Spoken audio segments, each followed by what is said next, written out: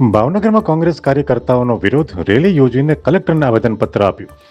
ગૃહમંત્રી અમિતભાઈ શાહના આંબેડકર ઉપર નિવેદનને લઈને કોંગ્રેસ દેશભરમાં આક્રમક બની છે અને વિરોધ દર્શાવી રહી છે. ત્યારે ભાવનગર કોંગ્રેસ દ્વારા રેલી યોજીને કલેક્ટર કચેરી ખાતે આવેદનપત્ર આપવામાં આવ્યું છે. કોંગી નેતાઓએ ભેગા મળીને રેલી યોજી નારેબાજી કરી હતી અને આવેદનપત્ર આપી પોતાની પ્રતિક્રિયા પણ આપી છે. અહેવાલ ફિરોઝ મલેક, ભાવનગર. 2 દિવસ પહેલા તારીખ 17 ડિસેમ્બર 2024 રોજ લોકસભામાં માનનીય ગૃહમંત્રી શ્રી અમિતભાઈ શાહે અત્યંત નિંદનીય રીતે અને જાણે કે બાબા સાહેબની મજાક કરતા હોય એ રીતે એક વક્તવ્ય આપ્યું.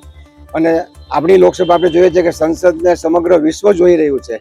સમગ્ર વિશ્વમાં ભારતનું બંધારણ બનાવનાર બાબા સાહેબને એમણે ફેશન સાથે મેળવ્યા. જાણે કે કોઈ સામાન્ય મોટા ક્રિકેટર હોય બાબા સાહેબ કે હિરોઈન હોય એટલી નિમ્ન કક્ષાએ એમને લઈ ગયા.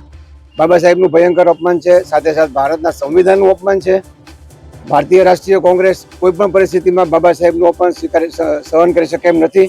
એટલે આજે સમગ્ર રાષ્ટ્રમાં કોંગ્રેસ પક્ષ વતી તમામ જગ્યાએ કલેક્ટરશ્રીને આવેદનપત્ર આપવાના હતા.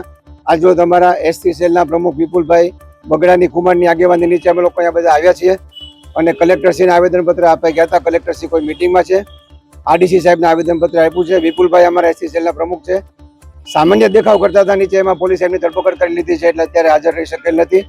પોલીસ ધરપકડ કરે ઓકે કરવું હોય તો, પણ અમિતભાઈ શાહે તો રાજીનામું આપવું પડશે અને નીકળેના પરિણામો સમગ્ર ભાજપ અને કેન્દ્ર સરકાર ભોગવશે એવી કોંગ્રેસે સ્પષ્ટ ચીમકી આપી દીધી છે.